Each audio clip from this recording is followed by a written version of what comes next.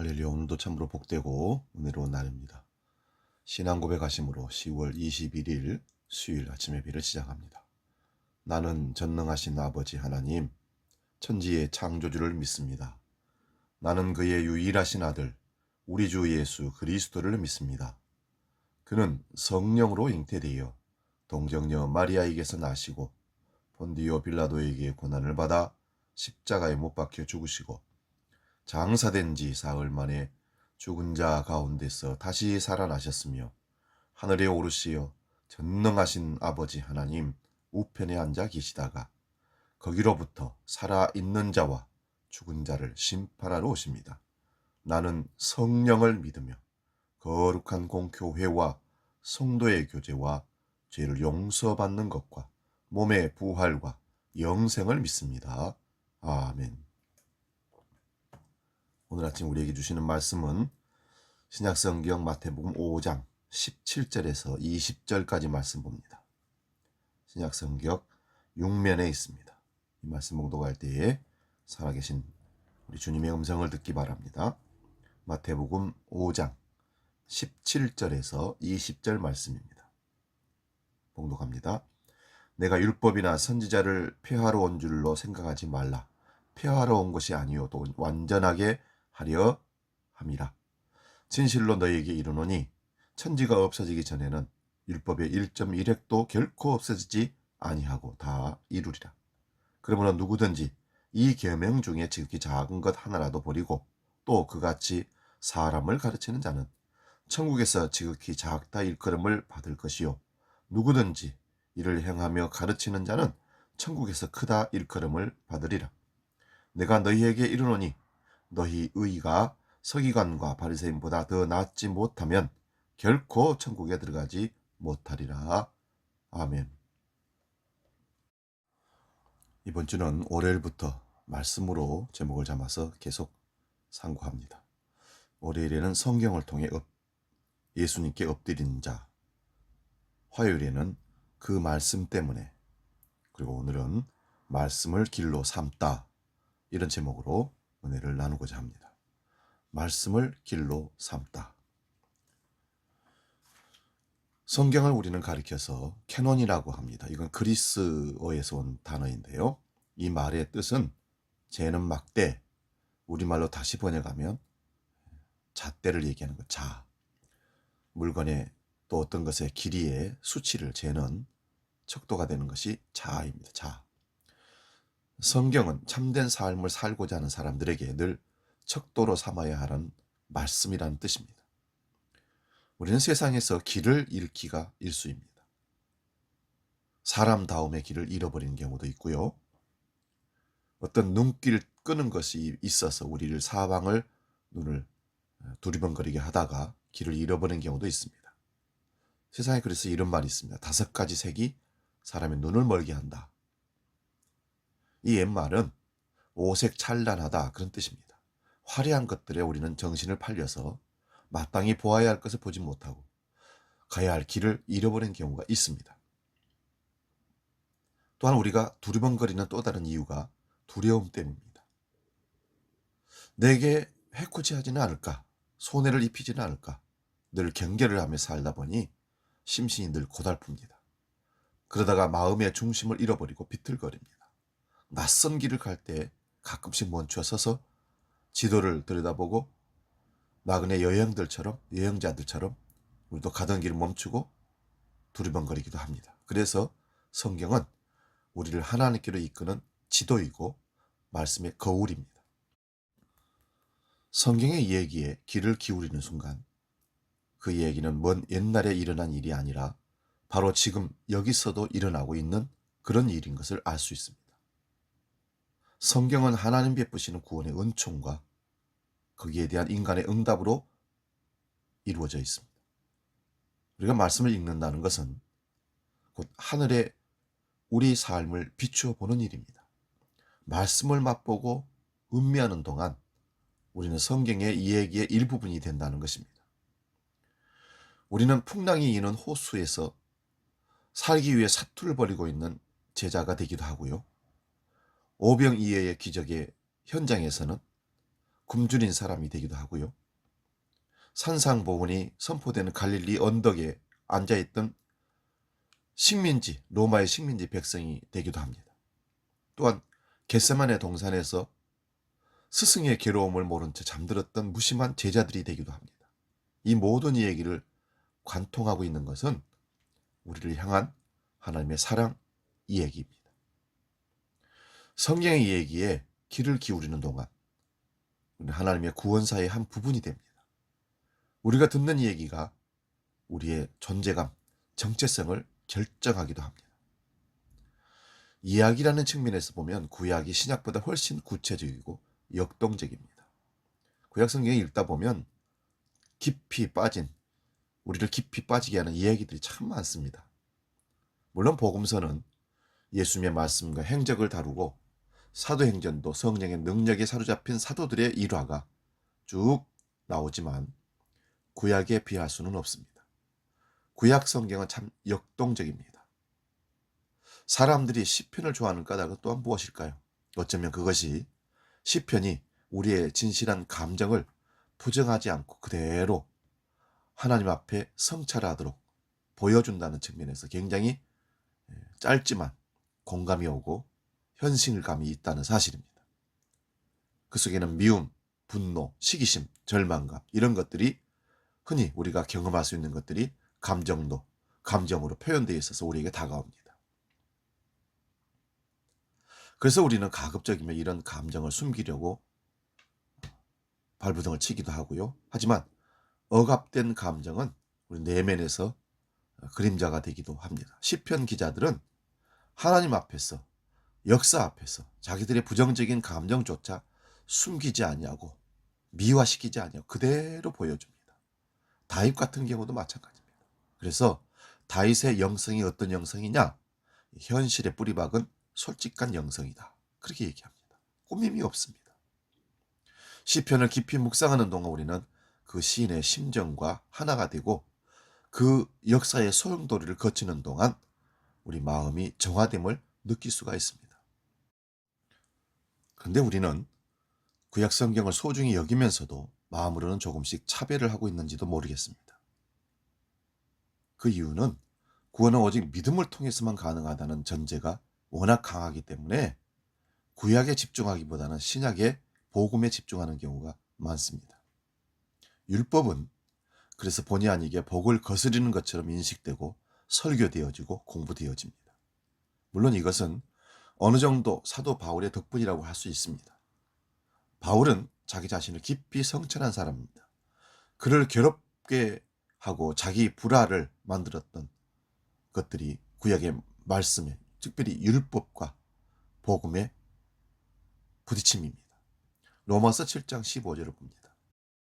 내가 행하는 것을 내가 알지 못하노니 곧 내가 원하는 것은 행하지 아니하고 도리어 미워하는 것을 행함이라.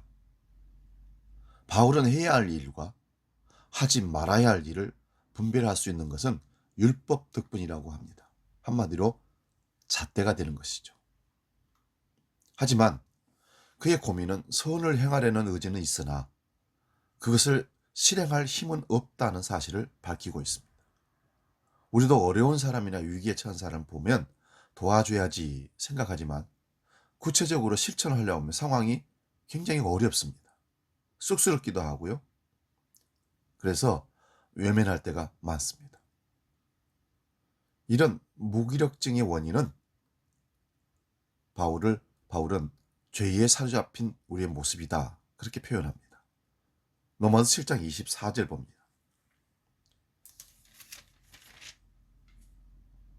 오호라 나는 공고한 사람이로다.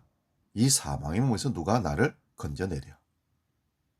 이런 처절한 고통의 밤이 있었기에 바울에게 은총의 새벽이 밝아올 수 있었습니다. 예수 그리스도의 구속의 은총이 그를 해방시켜 주었습니다. 냄새나고 무거운 누더기 옷을 벗어 던진 같은 느낌? 바울이 경험한 것이 바로 이런 것이 아니었을까 생각해 봅니다. 그는 구속의 은총에 감격하여서 율법의 행위가 아니라 믿음을 통하여 은혜로 구원받는다는 사실을 사람들에게 전하기 시작합니다. 이거는 아름다운 변화입니다. 율법의 테두리에 갇혀있던 사람이 거기서 나와서 그것을 보고 복음을 외치면서 그리스도께로 우리를 자유롭게 이끌고 있다는 사실입니다. 하지만 바울 사도의 깊은 통찰을 이해하지 못하는 사람들은 이 말을 오해합니다. 행위는 뒷전에 두어야 된다고 생각한 겁니다. 그냥 믿음만 있으면 된다고 생각합니다. 아닙니다. 사람들은 신앙의 삶을 문제로 보지 않고 정신의 문제로 보기 시작합니다. 중요한 것은 구원받은 사람의 변화된 삶인데 사람들은 어떻게 해야 구원을 받을 수 있는지에 대해서 집중합니다. 그래서 필사적인 노력이 제거된 신앙은 삶의 변화로 이어질 수 없습니다. 이건 바울이 의도한 것이 절대 아닙니다. 바울 사도는 참된 믿음은 행함으로 나타날 수밖에 없다는 사실을 잘 알고 있었습니다. 오늘 본문에서 예수님은 아주 단호한 어조로 말씀하십니다. 17절을 봅니다. 내가 율법이나 선지자를 폐하러 온 줄로 생각하지 말라. 폐하러 온 것이 아니요 완전하게 하려 함이라. 사람들은 이 말씀 속에서 약속과 성취라는 어떤 그림을 찾아냅니다. 율법이나 예언자들을 통해 약속한 것이 예수님을 통해서 성취되었다는 것입니다. 이것이 정말 그런 뜻일까요? 잠시 우리 이해를 보류하고 다음 말씀을 한번 살펴봅니다. 18절입니다. 진실로 너희에게 이르노니 천지가 없어지기 전에는 율법의 1.1획도 결코 없어지지 아니하고 다 이루리라. 이 말씀은 내가 율법을 폐하러 온 것이 아니라는 말씀을 보충해 주는 말씀입니다. 사람들은 1.1획이라는 말에 방점을 찍습니다. 왜 그런지 모르게 강박적으로 그 말씀을 듣고 있는 것 같습니다. 그런데 마태복음 5장 21절 이하에서 우리는 아주 놀라운 선언을 듣습니다.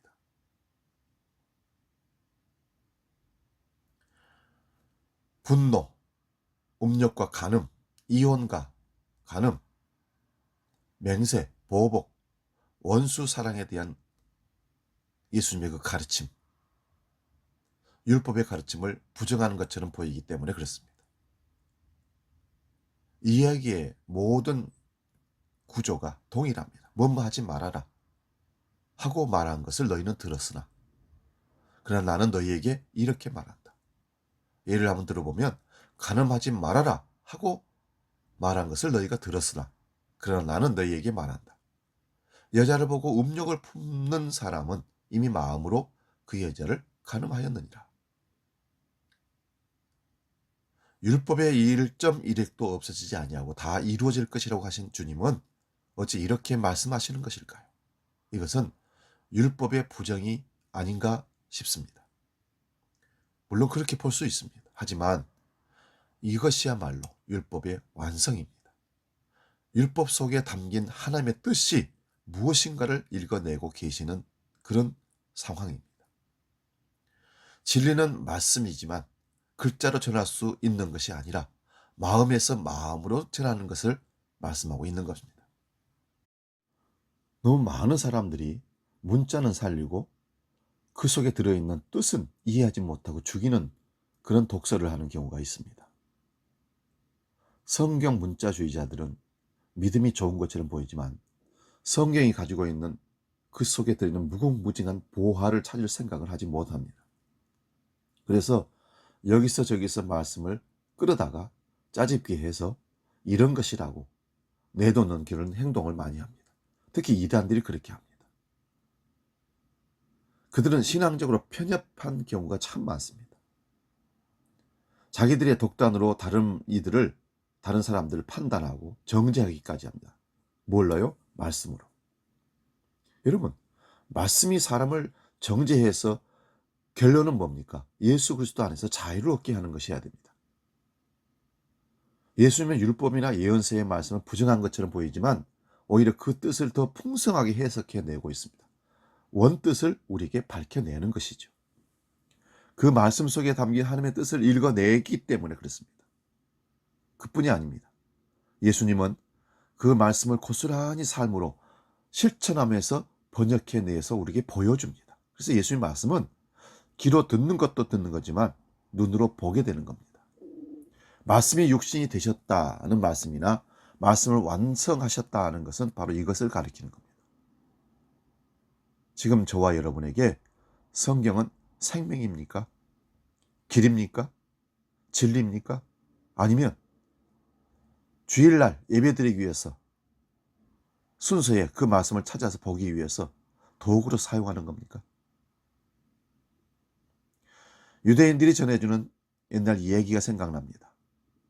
다윗은 하나님께 자기가 언제 죽을지 가르쳐달라고 부탁드립니다.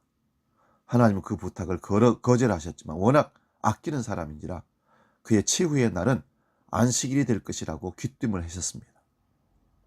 그날 이후 다윗은 안식일마다 말씀을 연구하는데 시간을 다 바쳤다고 합니다.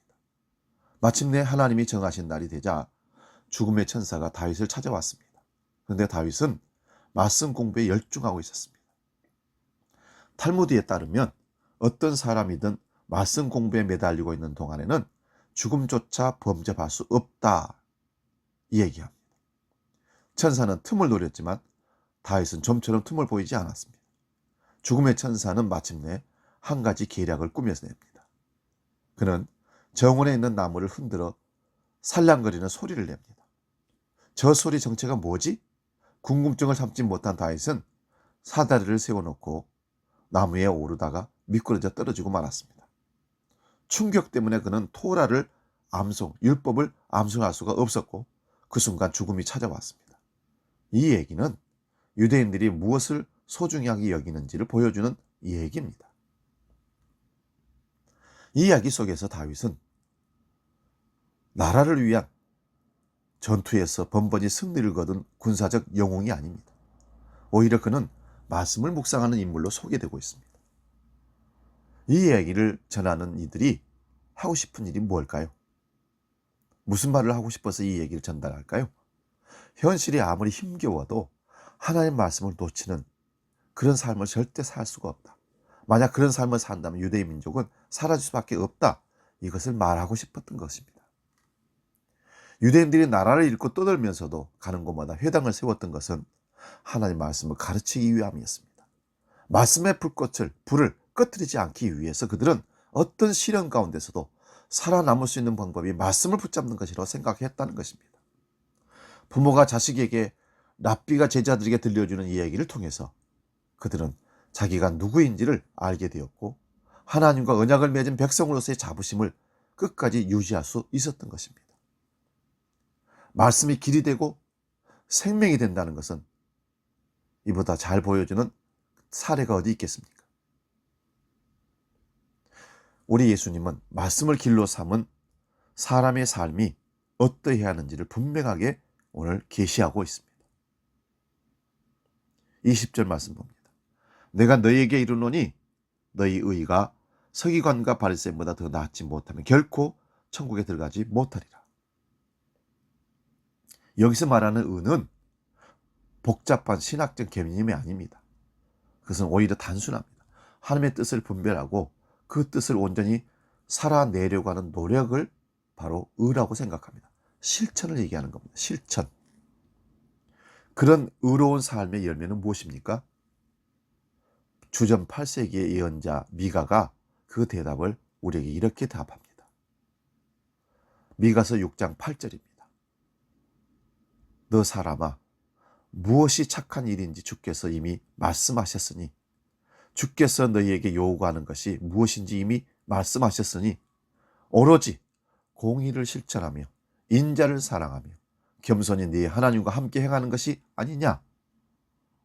하나님 말씀을 길로 삼아 살아가는 사람들은 자기가 속한 세상에 공의가 실현되도록 정의가 실현되도록 노력한다는 것입니다. 골짜기는 메워지고 모든 산과 언덕은 평평하게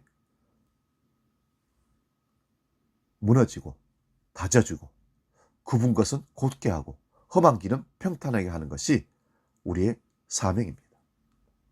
하나님 말씀을 길로 삼아 살아가는 사람들은 남의 아픔에 공감할 줄 아는 사랑의 사람이 되어야 합니다. 그리고 늘 하나님을 마음에 모시고 사는 사람답게 조심스럽게 겸손하게 살아내야 됩니다. 이제는 우리 차례입니다. 우리 믿음의 선배들이 그렇게 살아왔다면 후배들은 우리가 또 그렇게 살아내어서 우리의 후배들에게 말씀을 들려주고 삶의 실천으로 말씀을 실천하는 모습을 보여주는 그런 모습을 해야 할 줄로 믿습니다.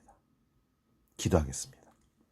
하나님 아버지, 오늘 말씀을 길로 삼는 자들이 어떻게 살아야 되는지를 말씀을 상고했습니다. 길이요 진리요 생명이신 주님이 앞서가시면서 보여주신 그대로 따라가는 저희들 되게 해 주옵소서. 말씀은 길의 등불이요 빛이라고 했습니다. 어두운 세상을 살아가는데 말씀이 우리를 이끄는 길잡이가 되어 하나님께로, 주님께로 나아가도록 우리를 인도하여 주옵소서.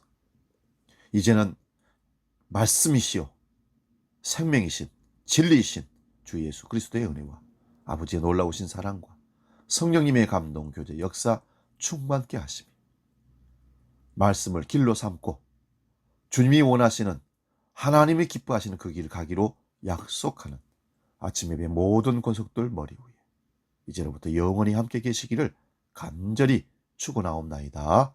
아멘.